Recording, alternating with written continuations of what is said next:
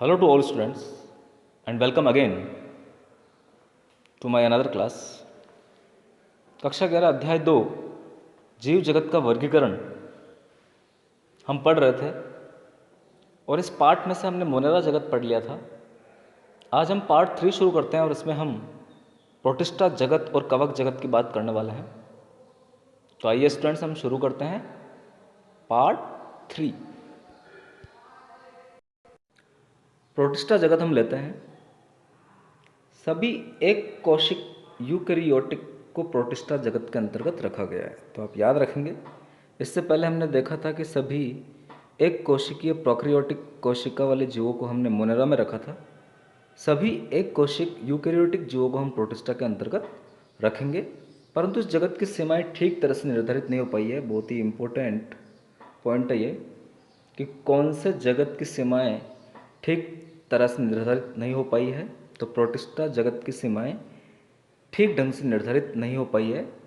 एक जीव वैज्ञानिक के लिए जो प्रकाश संश्लेषी प्रोटिस्टा है वही दूसरे के लिए एक पादप हो सकता है। क्राइसोफाइट, डायनोफ्लैजिलेट, यूग्लिनॉइड, अवपंक कवक एवं प्रोटोजोआ सभी को इस पुस्तक में प्रोटिस्टा के अंतर्गत रखा गया है। आगे हम बात करेंगे कि ये क्राइसोफाइट्स, डायनोफ्लैजिलेट्स, यूग्लिनॉइड, अवपंक कवक क्या होते हैं। तो इन सभी जीवों को इस पुस्तक में प्रोटिस्टा जगत के अंतर्गत रखा गया है। प्राथमिक रूप से प्रोटिस्टा के सदस्य जलीय होते हैं, पानी में पाए जाते हैं।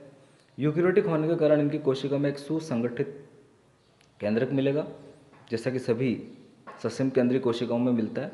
अन्य झिल्लीबद्ध कोशिकांग भी पाए जाएंगे। कुछ प्रोटिस्टा में कशाभ व पक्षमाभ भी पाए जाते हैं। ये अलैंगिक जनन करेंगे, कोशिका संलयन के द्वारा जनन करेंगे। युग्मनज जाइगोट बनाने की विधि द्वारा लैंगिक प्रजनन करते हैं। तो इनकी प्रजनन की विधियाँ भी आप देखेंगे, अलैंगिक जनन, कोशिका संलयन के द्वारा एवं युग्मनज बनने की विधि द्वारा लैंगिक प्रजनन ये करते हैं। तो सबसे पहले हम क्राइसोफाइट देखते हैं स्टूडेंट्स प्रोटिस्टा में कि ये क्राइसोफाइट्स क्या हो जाएंगे। तो आप देखिए, इस समूह के अंतर्गत डाइटम और सुनहरे शैवाल डेस्मिड आते हैं। यानी इसके अंतर्गत हम डाइटम्स को सम्मिलित करेंगे जो पानी में पाए जाते हैं, और सुनहरे शैवाल जिन्हें हम डेस्मिड्स कहेंगे उन्हें सम्मिलित करेंगे। ये स्वच्छ जल, लवणीय जल या समुद्री पर्यावरण दोनों में पाए जाते हैं। ये अत्यंत सूक्ष्म होते हैं, छोटे होते हैं तथा जलधारा के साथ निश्चित रूप से बहते रहते हैं, यानी पैसिव स्विमर होते हैं। ये जल की धारा के साथ ही बहते रहते हैं। डाइटम में कोशिका भित्ति साबुनदानी की तरह इसी के अनुरूप दो अतिछादित कवच बनाती है। तो बहुत ही इंपॉर्टेंट क्वेश्चन है स्टूडेंट्स कि किसकी कोशिका भित्ति साबुनदानी के जैसे होती है। तो डाइटम्स की। इन भित्तियों में सिलिका पाया जाता है, जिस कारण से नष्ट नहीं होते हैं। इस प्रकार मृत डाइटम अपने परिवेशवास स्थान में कोशिका भित्ति के अवशेष बहुत बड़ी संख्या में छोड़ देते हैं, यानी इनके अवशेष बन जाते हैं, क्योंकि सिलिका के कारण ये नष्ट नहीं होते हैं। करोड़ों वर्षों में जमा हुए इस अवशेष को हम डाइटमी मृदा कहते हैं। डाइटोमेशियस अर्थ बोला जाता है या डाइटमी मृदा इसे कहा जाता है। कणमय होने के कारण इस मृदा का उपयोग पॉलिश करने में, तेलों तथा सिरप के निस्यंदन में, ये समुद्र के मुख्य उत्पादक होते हैं। तेलों और सिरप के फिल्ट्रेशन में भी इनका उपयोग किया जाता है। और समुद्र के अंदर पाए जाने वाले मुख्य प्रोड्यूसर में क्राइसोफाइट्स या डाइटम्स, डेस्मिड्स का स्थान प्रमुख है। आगे हम डायनोफ्लैजिलेट की बात करते हैं। ये जीवधारी मुख्यतः समुद्री एवं प्रकाश संश्लेषी होते हैं। इनमें उपस्थित प्रमुख वर्णकों के आधार पीले, हरे, भूरे, नीले तथा लाल दिखते हैं। तो याद रखेंगे इनमें कौन कौन से वर्णक मिलेंगे। पीले रंग के वर्णक, हरे रंग के, भूरे रंग के, नीले रंग के, लाल रंग के वर्णक डायनोफ्लैजिलेट्स में पाए जाते हैं। इनकी कोशिका भित्ति की बाह्य सतह पर सेल्यूलोज की कड़ी पट्टिकाएं होती हैं। अधिकतर डायनोफ्लैजिलेट दो कशाभ युक्त होते हैं, जिसमें एक लंबवत तथा दूसरा अनुप्रस्थ रूप में भित्ति पट्टिकाओं के बीच की खांच में उपस्थित होता है। एक तो लंबवत फ्लैजिला इसमें मिलेगा और दूसरा अनुप्रस्थ फ्लैजिला पाया जाता है, जो कि इसकी भित्ति की पट्टिकाओं के बीच की जो कैविटी होती है उसमें पाया जाएगा। प्राय लाल डायनोफ्लैजिलेट की संख्या में विस्फोट होता है, जिससे समुद्र का जल लाल तरंगे यह लाल रंग का दिखाई देने लगता है। तो याद रखेंगे लाल डायनोफ्लैजेलेट जब बहुत बड़ी संख्या में उत्पन्न होते हैं तो इतनी बड़ी संख्या के जीव से निकले जीव विष के कारण मछली व अन्य समुद्री जीव मर जाते हैं। जैसे कि गोनियालेक्स के केस में हमें दिखाई देता है। तो गोनियालेक्स एग्जाम्पल आप याद रखेंगे, ये एक डायनोफ्लैजेलेट है जो कि लाल रंग का होता है, और जब ये बहुत बड़ी संख्या में समुद्र में दिखाई देते हैं तो समुद्र का पानी लाल होने लगता है, और इतनी बड़ी संख्या में इन जीवों से निकले जीव विष के कारण मछली और अन्य समुद्री जीव जो है वो मर जाते हैं। आगे हम यूग्लिनॉइड की बात करते हैं। इनमें से अधिकांशतः स्वच्छ जल में पाए जाने वाले जीवधारी हैं। यूग्लिनॉइड में स्वच्छ जल में पाए जाने वाले जीवधारी की हम बात करेंगे, जैसे यूग्लिना का डायग्राम यहाँ पर बताया गया है, जो स्थिर जल में पाए जाते हैं। इनमें कोशिका भित्ति की जगह एक प्रोटीन युक्त पदार्थ की परत पेलिकल होती है। वेरी वेरी इंपॉर्टेंट, याद रखेंगे। प्रोटीन की परत होती है इनके चारों तरफ, कोशिका भित्ति नहीं पाई जाती है यूग्लिनॉइड में या यूग्लिना में। बहुत ही इंपॉर्टेंट फीचर है जो इनकी संरचना को लचीला बनाती है। इनमें 2 फ्लैजिला पाए जाते हैं, जिसमें से एक छोटा फ्लैजिला होता है, दूसरा लंबा होता है। यद्यपि सूर्य के प्रकाश की उपस्थिति में ये प्रकाश संश्लेषी होते हैं, लेकिन सूर्य के प्रकाश के नहीं होने पर ये सूक्ष्मधारियों जीवधारियों का शिकार कर परपोषी की तरह व्यवहार करते हैं। तो याद रखेंगे सूर्य के प्रकाश में यूग्लिना जो है वो प्रकाश संश्लेषण कर सकता है, और जब सूर्य का प्रकाश इनको अवेलेबल नहीं होगा, उपलब्ध नहीं होगा, तब ये दूसरे सूक्ष्म जीवधारियों का शिकार करके पोषण प्राप्त करेंगे या परपोषी की तरह व्यवहार करते हैं। इसीलिए हम यूग्लिना को पादप जगत और जंतु जगत के बीच की योजक कड़ी भी कहते हैं, क्योंकि इनमें कुछ गुणधर्म तो पादप जैसे होते हैं और कुछ गुणधर्म जंतु जैसे दिखाई देते हैं। आश्चर्यजनक रूप से यूग्लिनॉइड में पाए जाने वाले वर्णक उच्च पादपों में उपस्थित वर्णकों के समान होते हैं। तो आप याद रखेंगे, इसका एक एग्जाम्पल है यूग्लिना। यूग्लिनॉइड का सबसे अच्छा एग्जाम्पल यूग्लिना जो आपको डायग्राम में दिखाया गया है, यह यूग्लिना हो जाएगा। आगे हम अवपंक कवक की बात करते हैं। अवपंक कवक मृतपोषी प्रोटिस्टा है, बहुत ही इंपॉर्टेंट फीचर है। इनमें मृतपोषी पोषण पाया जाता है। ये सड़ती हुई टहनियों को, पत्तों को गति करते हुए जैविक पदार्थों का भक्षण करते हैं। तो याद रखेंगे, सड़ती हुई टहनियों तथा पत्तों के साथ गति करते हुए जैविक पदार्थों का भक्षण करते हैं। मृत सड़ी गली वस्तुओं को खाकर ये अपना पोषण प्राप्त करते हैं। अनुकूल परिस्थितियों में ये समूह प्लाज्मोडियम बनाते हैं, जो कई फीट तक की लंबाई का हो सकता है। यानी इनका जो ग्रुप बनता है अनुकूल परिस्थितियों में, इनके इस ग्रुप को हम प्लाज्मोडियम बोलेंगे।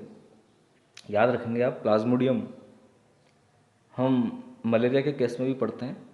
तो यहाँ पे ये प्लाज्मोडियम अवपंक कवक के केस में हम पढ़ रहे हैं, और ये प्लाज्मोडियम अवपंक कवक के केस में इनके ग्रुप को कहा जाएगा, जो कई फीट तक लंबाई का हो सकता है। प्रतिकूल परिस्थितियों में ये बिखर कर सिरों पर बीजाणुयुक्त फलनकाय बनाते हैं।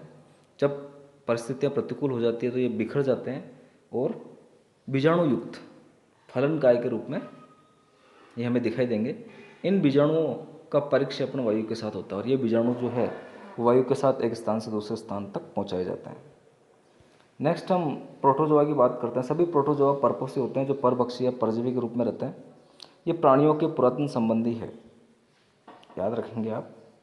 प्रोटोजोआ को 4 प्रमुख समूह में बांटा गया है। अमीबीय प्रोटोजोआ, ये जीवधारी स्वच्छ जल, समुद्री जल, नम मृदा में पाए जाते हैं। ये अपने कूट पादों की सहायता से अपने शिकार को पकड़ते हैं, स्यूडोपोडिया की सहायता से या कूट पादों की सहायता से। इनके समुद्री प्रकारों के सतह पर सिलिका के कवच पाए जाते हैं। जो समुद्र में रहने वाले अमीबीय प्रोटोजोआ है उनके सतह पर सिलिका के कवच मिलते हैं। इनमें से कुछ जैसे एंट अमीबा परजीवी के रूप में भी पाया जाता है। एंट अमीबी जो है वो परजीवी के रूप में मिलता है। ये आपको पैरामेशियम का डायग्राम यहाँ पर दिखाया गया है प्रोटोजोआ में, आप देखेंगे।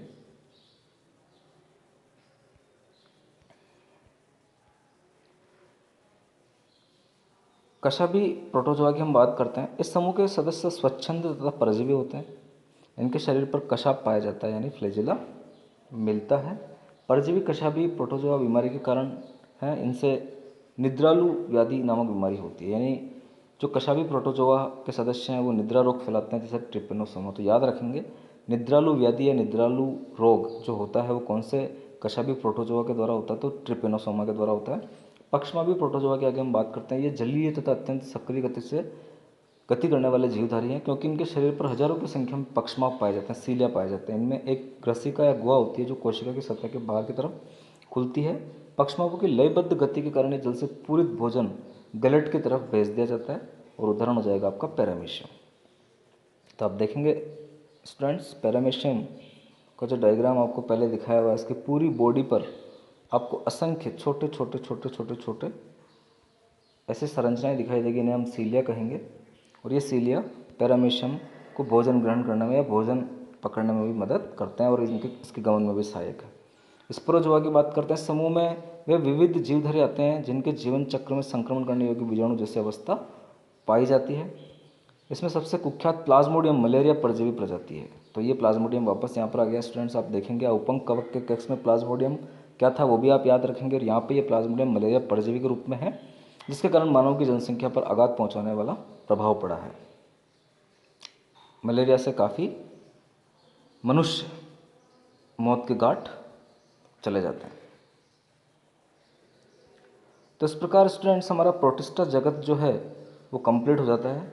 आप बहुत अच्छे ढंग से इसे पढ़ेंगे, तैयार करेंगे। प्रोटोजोआ के जो 4 प्रमुख समूह हैं उनके कैरेक्टरिस्टिक्स, उनके फीचर्स, उनके लक्षण आप याद करेंगे और हर एक समूह का एग्जाम्पल भी बहुत इम्पोर्टेंट है, उसे भी आप लिखेंगे। आगे हम कवक या फंजाई जगत की बात करते हैं। तो देखिए, परपोषी जीवों में फंजाई कवक का जीव जगत में विशेष अद्भुत स्थान है। इनकी आकारिकी तथा वास स्थानों में बहुत भिन्नता होती है। रोटी अथवा संतरे का सड़ना फंजाई के कारण ही होता है। हमारी जो रोटी सड़ जाती है, संतरा सड़ जाता है, वो फंगस लग जाने की वजह से सड़ जाते हैं ये चीज़ें। सामान्य छत्रक, मशरूम तथा कुकुरमुता, टोडस्टूल भी फंजाई है। तो ये भी आप याद रखेंगे। मशरूम हम देखते हैं, सांप की छतरी जिसे हम बोलते हैं, कुकुरमुता, टोडस्टूल भी इसे कहते हैं, वो भी फंजाई के एग्जाम्पल है।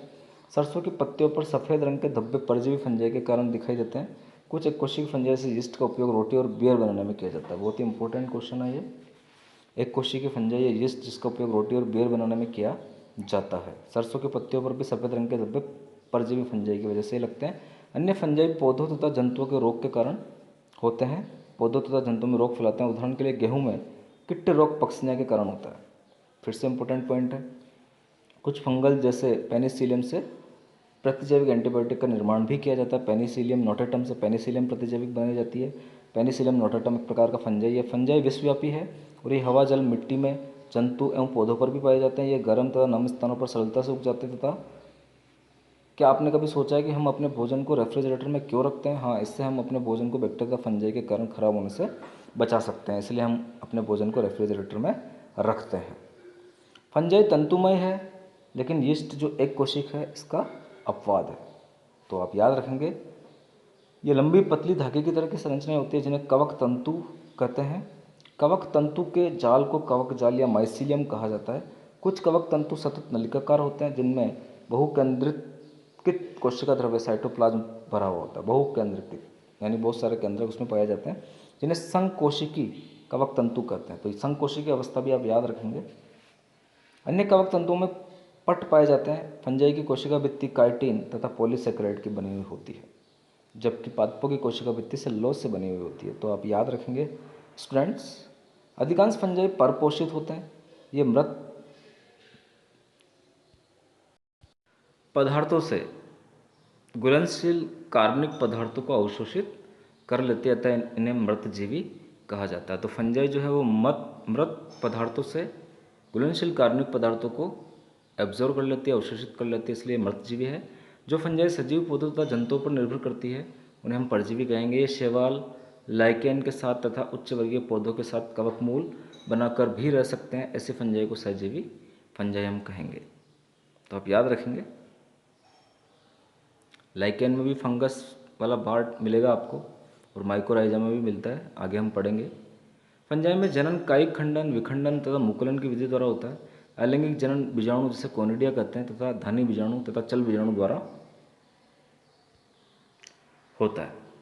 लैंगिक जनन निषिक्तांड, ऊस्पोरा, एस्कस बीजाणु तथा बैसिडियम बीजाणु द्वारा होता है। तो ये जितने भी नाम यहाँ पर आ रहे हैं स्टूडेंट्स, ये सारे नाम आप याद रखेंगे जो कि फंजाई जगत के इंपॉर्टेंट फीचर्स हैं। विभिन्न बीजाणु सुस्पष्ट संरचनाओं में उत्पन्न होते हैं जिन्हें हम फलनकाय कहते हैं। बीजाणु बनने का स्थान फलनकाय कहा जाता है। लैंगिक चक्र में निम्नलिखित 3 सोपान होते हैं। 2 चल अचल युग्मकों के प्रोटोप्लाज्म का संलयन होना, इस क्रिया को हम प्लाज्मोगेमी बोलेंगे, याद रखेंगे आप। 2 केंद्रकों का संलयन होना केंद्रक संलयन कहलाएगा या केंद्र संलयन कहलाता है। युग्मनज में मियोसिस के कारण अगुणित बीजाणु बनना लैंगिक जनन में संयोज्य संगम के दौरान 2 अगुणित कवक तंतु आसपास आ जाते हैं, पास पास जाते हैं और संलयित हो जाते हैं। कुछ फंजाई में 2 गुणित कोशिकाओं में संलयन के तुरंत बाद एक द्विगुणित कोशिका बन जाती है।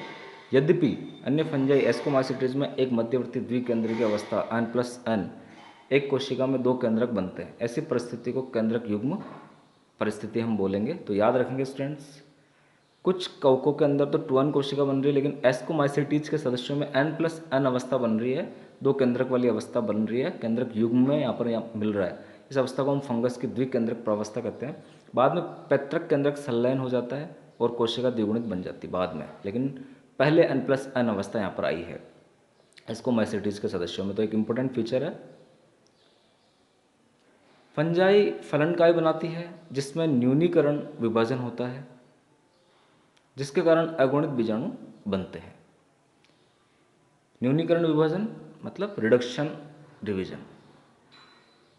कवक जाल की आकारिकी बीजाणु बनने तथा फलनकाय बनने की विधि जगत को विभिन्न वर्गों में विभक्त करने का आधार बनते हैं। तो कवक जाल की आकारिकी के आधार पर बीजाणु बनने और फलनकाय बनने की विधि इस जगत को विभिन्न वर्गों में बांटती है। सबसे पहला वर्ग हम देखते हैं फंजाई जगत का या कवक जगत का, फाइकोमाइसिटीज। फाइकोमाइसिटीज जलीय आवासों, गली सड़ी लकड़ी, नम तथा सीलन भरे स्थानों और पौधों पर अविकल्पी परजीवी के रूप में पाए जाते हैं। कवक जाल अपटीय होता है इनका और बहुकेंद्रिकित होता है। तो कवक जाल का फीचर भी आप अच्छे से याद करेंगे। अपटीय, पट नहीं पाए जाएंगे और बहुत सारे केंद्रक उसमें मिलेंगे माइसिलियम के अंदर। अलैंगिक जनन चल बीजाणु अचल बीजाणु द्वारा होता है। ये बीजाणु दाने में अंतर्जातीय उत्पन्न होते हैं। 2 युग्मकों के संलयन से युग्माणु बनते हैं। इन युग्मकों की आकारिकी एक जैसी होती है तो हम उसको समयुग्मक बोलेंगे। भिन्न होगी तो असमयुग्मकी या विषम युग्मकी हो सकती है। इसके सामान्य उदाहरण म्यूकर, राइजोपस रोटी के कवक पहले ही बता चुके हैं, तथा एल्बुगो सरसों पर परजीवी फंजाई। तो राइजोपस भी आप याद रखेंगे, म्यूकर भी आप याद रखेंगे और एल्बुगो सरसों का जो परजीवी फंजाई है, ये सब फाइकोमाइसिटीज के मेंबर है।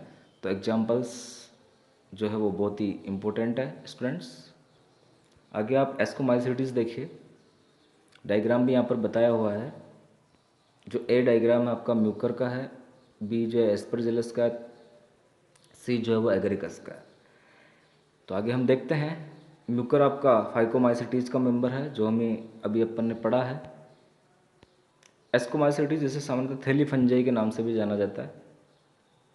एस्कोमाइसिटीज एक कोशिक जैसे यीस्ट, सैक्रोमाइसिस तथा बहुकोशिक जैसे पेनिसिलियम होती है। ये मृतजीवी, अपघटक, परजीवी तथा समलरागी पशु विष्टा के ऊपर लगने वाला है। आगे हम देखते हैं पर उगने वाला है। जो पशु की विष्टा होती है या पशुओं की जो मल होता है उसके ऊपर ये लगती है। तो थैली फंजाई एस्कोमाइसिटीज के सदस्यों को बोलेंगे।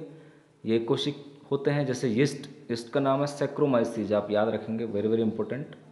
बहुकोशिक में पेनिसिलियम की हम बात करेंगे, पेनिसिलियम नोटेटम, जिससे पेनिसिलियम प्रतिजैविक बनाई जाती है। ये मृतजीवी, अपघटक, परजीवी और समलरागी। तो समलरागी जो है उसका मतलब है विष्टा के ऊपर, पशु विष्टा के ऊपर उगने वाले होते हैं। कवक जाल शाखित और पटीय होता है। अलैंगिक बीजाणु कोनिडिया होते हैं जो विशिष्ट कवक जाल जिसे कोनिडियम धर कहते हैं पर बहिर्जात रूप से उत्पन्न होते हैं। वहाँ पर हमने फाइकोमाइसिटीज में अंतर्जात पढ़ा था और यहाँ पर बहिर्जात बात, तो आप दोनों ही चीज़ें डिफरेंस करेंगे। कोनिडिया अंकुरित होकर कवक जाल बनाते हैं। लैंगिक बीजाणु को एस्कस बीजाणु कहते हैं। ये बीजाणु थैलीसम एस्कस में अंतर्जातीय रूप से उत्पन्न होते हैं। ये ऐसा ही एक वचन एस्कस विभिन्न प्रकार के फलनकाय में लगी रहती है जिन्हें एस्कोकार्प कहते हैं। इसके कुछ उदाहरण है एस्परजिलस, क्लेविसेप तथा न्यूरोस्पोरा। तो आप याद रखेंगे न्यूरोस्पोरा का उपयोग जैव रासायनिक तथा आनुवंशिक प्रयोगों में बहुत तरह से किया जाता है। इस कारण से इसे पादप जगत का ड्रोसोफिला भी बोला जाता है। इस वर्ग में आने वाले मोरिल और बफल खाने योग्य होते हैं। इन्हें सुस्वादु भोजन समझा जाता है। तो जितने भी एग्जाम्पल यहाँ पे आए हैं बच्चों, वो सारे एग्जाम्पल आप अच्छे से लिखिए और याद करिए। आगे हम बेसिडियोमाइसिटीज़ की बात करते हैं, जो तीसरी क्लास है। बेसिडियोमाइसिटीज़ के ज्ञात सामान्य प्रकार मशरूम, ब्रैंकट फंजाई या ब्रैकेट फंजाई, पफ बॉल है। इसे ब्रैकेट फंजाई को हम पफ बॉल भी बोलते हैं। ये मिट्टी में लट्ठे में वृक्ष के टूठों पर सजीव पादपों के अंदर परजीवी के रूप में उगते हैं, जैसे किट तथा कंड, स्मट। कवक जाल शाखित और पट्टीय होता है इनका। इसमें अलैंगिक बीजाणु प्राय नहीं पाए जाते हैं, लेकिन कायिक जनन खंडन विधि के द्वारा होता है। लैंगिक अंग नहीं होते हैं, लेकिन इसमें प्लाज्मोगेमी विभिन्न स्ट्रेनों वाली 2 कायिक कोशिकाओं और जीन प्रारूप के संलयन से होती है। इसमें बनने वाली संरचना द्विकेंद्र की होती है, जिससे अंततः बेसिडियम बनते हैं। बेसिडियम में केंद्रक संलयन कैरियोगेमी तथा मियोसिस होता है। इसके कारण 4 बेसिडियम बीजाणु बनते हैं। बेसिडियम बीजाणु बेसिडियम पर बहिर्जातीय रूप से उत्पन्न होते हैं। बेसिडियम फलनकाय में लगे रहते हैं, जिससे बेसिडियो कार्प कहेंगे। वहाँ पे हमने एस्को कार्प बोला था, यहाँ पे बेसिडियो कार्प बोलेंगे। इसके कुछ सामान्य उदाहरण है एगरिकस, जिसे मशरूम भी कहते हैं, एस्टिलागो कंड बोला जाएगा, पक्सीनिया जो किट फंगस है, पक्सीनिया किट फंगस है, गेहूं के अंदर किट रोग पैदा करता है। ड्यूटेरोमाइसिटीज़ की आगे हम बात करते हैं। इसे प्राय अपूर्ण कवक भी कहते हैं, तो आप याद रखेंगे, क्योंकि इसकी केवल अलैंगिक अथवा कायिक प्रावस्था ही ज्ञात है। जब इस फंजाई की लैंगिक प्रावस्था ज्ञात हो जाती है, तब उसे उचित वर्ग में रख दिया जाता है।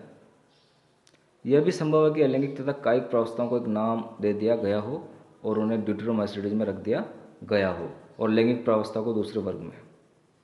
बाद में जब उनके अनुबंधों कड़ी का पता लगा और फंजाई की उचित पहचान हो गई, तब उन्हें ड्यूटेरोमाइसिटीज से निकाल लिया गया। और एक बार जब ड्यूटेरोमाइसिटीज के सदस्यों की उचित लैंगिक प्रावस्था का पता लग जाए, तब उन्हें एस्कोमाइसिटीज और बेसिडियोमाइसिटीज में सम्मिलित कर लेते हैं। तो आप देखेंगे, इसलिए इन्हें अपूर्ण कवक बोला गया है। ड्यूटेरोमाइसिटीज केवल अलैंगिक बीजाणु, जिन्हें कोनिडिया कहते हैं, इससे जनन करते हैं। इसके कवक जाल पट्टी और शाखित होते हैं। इसके कुछ सदस्य मृतजीवी तथा परजीवी होते हैं, लेकिन अधिकांश सदस्य अपशिष्ट के अपघटक होते हैं, अपशिष्ट पदार्थों का अपघटन करते हैं और खनिज के चक्रण में सहायता करते हैं। इसके कुछ उदाहरण हैं अल्टरनेरिया, कोलिडोट्राइकम और ट्राइकोडर्मा। ये सब ड्यूटेरोमाइसिटीज के सदस्य हैं। तो इस प्रकार से स्टूडेंट्स, हमारा ये वाला पार्ट 3 जो है वो कंप्लीट हो जाता है, जिसमें हमने प्रोटिस्टा जगत और कवक जगत की बात की है। तो आप अच्छे से इसे समझिए और नोट्स बनाइए। Thank you very much.